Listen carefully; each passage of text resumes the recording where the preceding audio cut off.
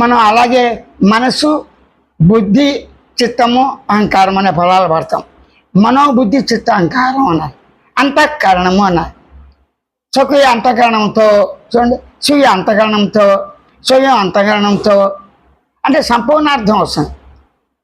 చూడండి, స్వీయ చిత్తంతో, స్వకీయ చిత్తంతో, స్వీయ మనస్సుతో, స్వకీయ బుద్ధితో, స్వకీయ జ్ఞానబుద్ధితో, స్వకీయ మనోబుద్ధితో అంటే స్వ అనే పదం సెట్ అవుతుంది. అంటే అర్థం ఏంటి? పూర్తిగా నేను మాత్రమే, నాకు నేనే స్వయంగా ఉన్నాను ఉనికితో అని స్వయంగా తెలుస్తోంది.